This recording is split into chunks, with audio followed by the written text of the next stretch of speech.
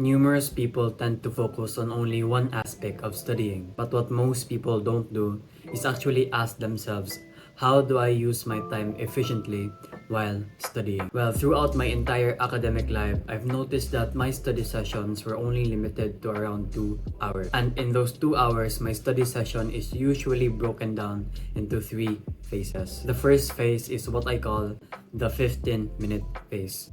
So generally speaking, it will take around 10 to 15 minutes for a human to enter clear and deliberate focus, or what you probably heard of us entering the flow state. Which is why in the first 15 minutes when you study, it is very important that you know how to use it wisely. Now, how do you actually use these 15 minutes of your time? Well, of course, the first thing that you should do is to reduce unnecessary stimulus. Basically, just remove anything that can potentially distract you. Some ways that you can do this is just by studying in silence, cleaning up your table, and just putting all the things that you only need there, and etc. Now, I know a lot of people like to listen to music, and of course, if you do that, then you should go for it. From my experience, at first, I won't get distracted, but as time goes on, it's like my brain just kind of gets like tired or bored, which is kind of not avoidable in every study session. And since my brain is bored, it will just try to find the nearest source of dopamine or stimulus, and that usually comes from the music. And I'll just start listening to the music and like changing up my playlist, and probably accidentally opening Instagram, and like 10 minutes later I'm already watching YouTube. So what I'm trying to say is that, especially if you cannot directly avoid a stimulus, like let's say your materials or your learning materials are just on the internet, like you have a course where you have to finish, then you need to keep in mind that if you are near those stimulus, there is a very high chance for you to get distracted. So you should try to find ways to minimize that. Now, another thing that I should probably tell you is you shouldn't put a timer for 15 minutes, because I want you to enter the flow state or have clear focus naturally. And these 15 minutes are actually just a baseline, and it's different for each individual. So don't beat yourself up if you don't enter the flow state within 15 minutes. And like if you set a 15-minute timer for you to have the goal of entering the flow state, sometimes it just makes you anxious and you won't be able to concentrate. You're just focusing on trying to enter the flow state instead of actually studying, which is counterintuitive. Now, studying is meaningless without focus, but that doesn't mean that you should just stop studying if you believe that you're not in the zone yet. What you should do is just keep on studying, just keep on committing to it. Just sit down and try your best to just read.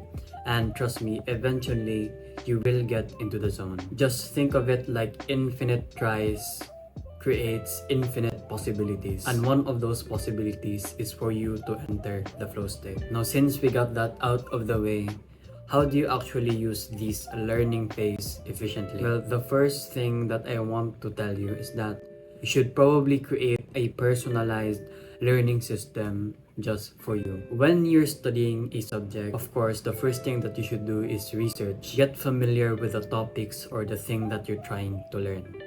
Now, after you've done that, the next step is to just test yourself. So that can be done by doing flashcards on subjects that are memorization heavy. It can be problem solving for subjects like calculus, physics, or basically anything mathematical. Now, I know it's important to set specific goals that you want to achieve within the study session. But after you've done that, you should create systems as well for you to achieve that goal. And just focus on those systems. Do not focus on the goal, because it will just make you anxious. Now, another thing that you should keep in mind is that don't expect your learning phase to be perfect. Realistically speaking, you'll probably get distracted around 50 to 100 times within your study session. So you should not enter your study session expecting that you'll be able to learn everything. Just learn what you're able to learn for now. And if you keep studying every single day, of course, naturally speaking, you'll be able to learn the things that you need to pass the exam, to accomplish the group works, and basically just become a top student. Just keep in mind that you should study every single day, and it doesn't have to be for a long time.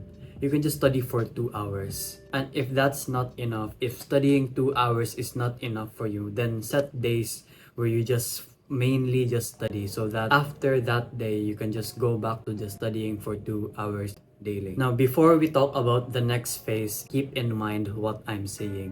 You're not actually done with the material until you've retained it, at least by the end of the semester, or until your exams are done, and then you won't be needing that information anymore. So I know a lot of you have this pattern, and I'm also guilty of this. So what you do is, your prof tells you that you're going to have a quiz in let's say Friday, so you just study the material for Monday to Thursday, and after that, after the quiz is done, you just completely forget about it.